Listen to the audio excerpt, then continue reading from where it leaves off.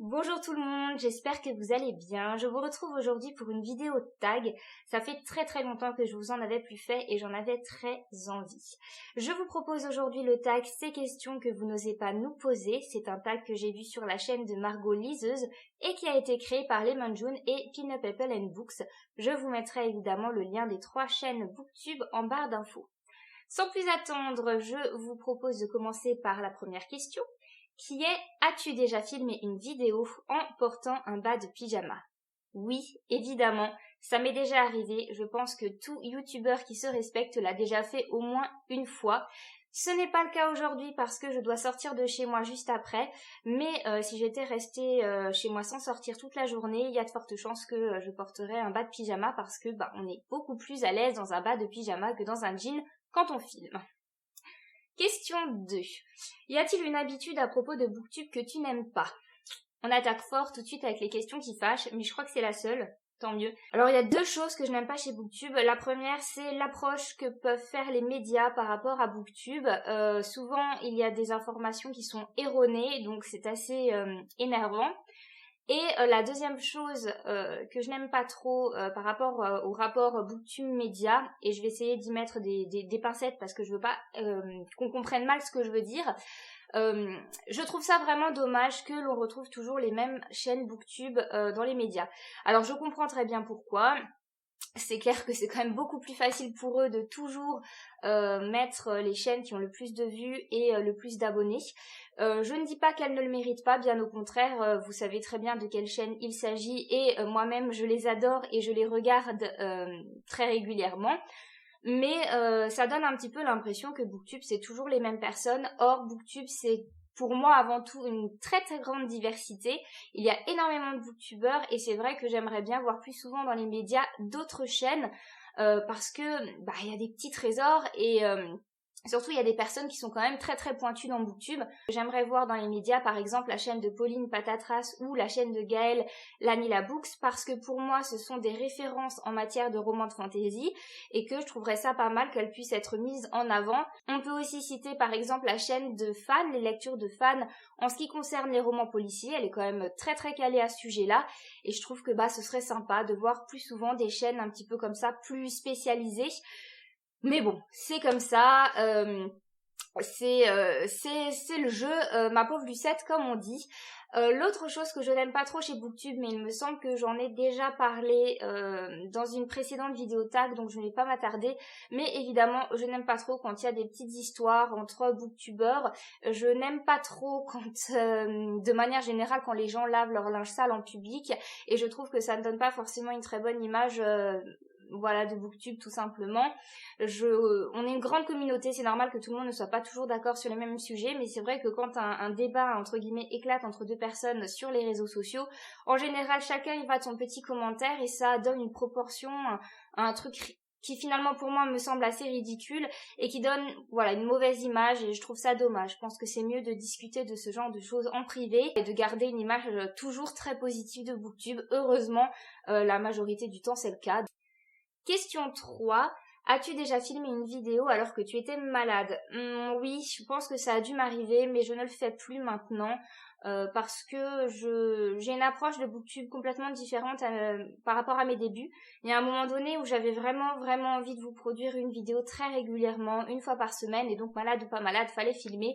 Maintenant, je suis plus du genre à me dire, si je peux pas, je peux pas, et puis ce sera pour plus tard. Question 4. Est-ce que cela t'arrive souvent de te censurer au montage, et si oui, pourquoi? Ça m'est beaucoup arrivé à mes débuts, c'est normal, on est moins à l'aise devant la caméra, on sait moins bien s'exprimer, on a plus de tics de langage. Je dis pas que ces tics ont complètement disparu, mais je me rends compte que je fais de moins en moins de coupes. Je préfère parce que ça donne une vidéo plus fluide. Mais oui, des fois, il faut quand même couper parce qu'on s'enflamme ou alors on se rend compte qu'on a répété 3 fois la même chose, ça sert à rien de le laisser. Donc je coupe toujours, mais moins qu'à mes débuts, c'est certain. Question 5. Est-ce que tes propos varient si tu chroniques un livre que tu as reçu en SP, donc en service presse, ou un livre que tu as reçu en cadeau et tu sais que la personne qui te l'a offert regarde la vidéo? Non, mon avis ne change pas parce que je vois pas l'intérêt de vous faire des vidéos pour vous donner mon avis si je vous donne pas un avis juste. Je pense que les goûts et les couleurs, ça se respecte et je pense qu'aussi bien les maisons d'édition que les copains peuvent comprendre que des fois, voilà, ça ne puisse pas fonctionner avec un livre. Donc non, je donne toujours mon avis avec la plus grande honnêteté, même si évidemment vous le savez, j'essaie de rester toujours très respectueuse. Mais ça c'est plus à l'égard de l'auteur en fait tout simplement. Je vais pas descendre son livre en étant irrespectueuse, c'est du travail. Donc je vais vraiment m'appliquer à donner un avis le plus construit possible, avec le plus d'arguments possible. Mais après si je n'aime pas, je vais vous le dire évidemment. Question 6. Quelle serait pour toi la consécration suprême qui pourrait découler de tes vidéos? Honnêtement, je ne sais pas, je trouve cette question bizarre. En fait, j'attends rien en particulier quand je fais une vidéo, mis à part le fait d'échanger avec vous, et ça, je l'ai déjà. Donc pour moi, la consécration, en quelque sorte, je l'ai déjà atteint. L'idée, c'était au départ de partager mes lectures, et ça n'a, voilà, mon avis n'a pas changé. Hein, je fais toujours ça pour les mêmes choses, pour discuter avec vous, pour vous donner l'envie de lire de nouvelles choses.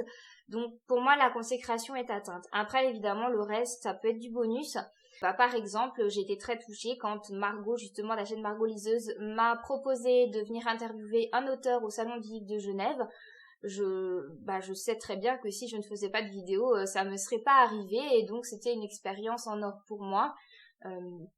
Donc voilà, après c'est du bonus, mais de manière générale, j'attends rien de plus en fait. Je prends plaisir à faire mes vidéos et ça me va très bien comme ça. Passons à la question 7. Est-ce que tu stresses lorsque tu vois que des lecteurs vont lire des livres que tu as recommandés? Non, pas du tout. En fait, c'est à peu près la même réponse que la question d'avant. Je recommande des livres que j'ai aimés, ça ne veut pas dire que le reste de la planète va l'aimer aussi. Je suis très indulgente par rapport à ça. C'est vrai que un gros coup de cœur, on a envie que les autres personnes l'aiment aussi, mais c'est pas toujours le cas et il faut... faut faire avec, c'est tout. Je conseille du mieux que je peux. Après, ça marche pas à tous les coups. Et c'est pas grave. Question 8. Est-ce que tu lis tes livres différemment maintenant que tu dois les chroniquer? Alors j'ai eu plusieurs phases par rapport à ça, et il y a un moment donné où oui, j'avais une façon très très particulière de faire, qui était d'avoir toujours un petit carnet avec moi, de prendre des notes pendant ma lecture. Ça aussi, j'ai complètement arrêté parce que, voilà, comme je vous dis, je me suis un peu remise en question par rapport à tout ça ces derniers mois. Et j'ai envie que la lecture reste avant tout un plaisir. Donc je lis comme je lirais si je ne devais pas faire de vidéo après, comme si je ne devais pas écrire un avis après. En général, je lis même le livre suivant et après seulement, j'écris mon avis sur le blog du livre précédent. Je ne sais pas si vous me suivez bien, mais en fait, je me laisse toujours un peu de temps pour digérer l'histoire, pour ne plus y penser. Et quand je reviens sur ce livre pour le chroniquer, finalement, il reste que l'essentiel dans ma tête. Et je pense que c'est pas plus mal. Donc voilà, je lis vraiment comme n'importe quel lecteur lambda.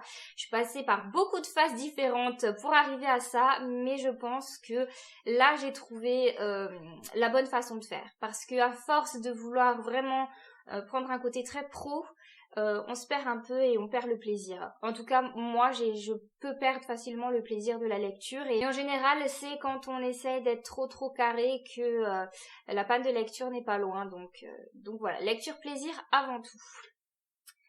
Question 9. Est-ce que tu as recours à des stratagèmes pour te sentir à l'aise quand tu filmes?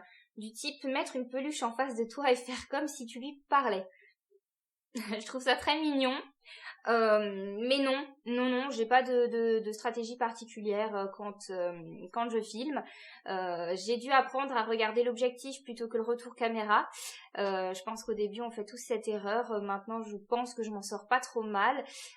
Derrière ma caméra il y a une lumière, voilà, donc elle m'éblouit un petit peu. Mais sinon, non, il n'y a rien de particulier autour. Je me débrouille comme ça. Et comme dit, c'est une question d'habitude. Au début, on n'est pas à l'aise du tout. Et puis, au fur et à mesure, ça vient. En général, si je ne filme pas pendant un long moment, j'ai des difficultés à reprendre. Je pense que plus on filme régulièrement et plus on est à l'aise. Passons à la question 10. As-tu un modèle Booktube? J'aime pas trop le mot modèle, donc je dirais non. Je pense que c'est trop facile de tomber dans le mimétisme. J'ai pas envie de prendre quelqu'un comme modèle parce que j'ai pas envie inconsciemment de le copier. Alors évidemment, je regarde énormément de chaînes booktube et je pense qu'il y a du bon à prendre chez chaque personne. Donc on peut s'inspirer, mais de là à prendre une personne comme modèle, non, parce que je pense qu'il faut rester soi-même et garder sa propre personnalité. Donc voilà. Après, par contre, il y a effectivement 2 booktubeuses. Je dirais pas que ce sont mes modèles, mais ce sont celles qui m'ont donné envie de me lancer sur Booktube, et ça je m'en rappellerai toujours. J'ai commencé mes vidéos en 2012, si je ne dis pas de bêtises, et j'ai commencé mes vidéos parce que j'ai pris énormément de plaisir à regarder les vidéos de Margot Liseuse d'une part et de Nina d'autre part. Donc Nina, vous pouvez retrouver ses anciennes vidéos sous le pseudo YouTube La Note Sensible. Elle ne fait plus de vidéos aujourd'hui, elle a juste son blog. Et Margot Liseuse, je ne vous la présente plus, je crois que j'ai déjà beaucoup parlé d'elle dans cette vidéo. Question 11. Est-ce que tu focalises sur des détails de ta tête lorsque tu montes tes vidéos? Oui, évidemment. Ça, je pense qu'on le fait tous. Je vais me rendre compte si j'ai un cheveu sur mon haut, si j'ai un maquillage qui est un petit peu foiré, si j'ai transpiré. Voilà, oui, bien sûr, je fais attention, ou si mes cheveux sont pas assez bien, mais je publie quand même toujours mes vidéos parce que j'essaie d'être naturelle et puis voilà, je me présente à vous telle que je suis. Quoique, je fais quand même toujours ma petite coquetterie de me maquiller quand je tourne une vidéo.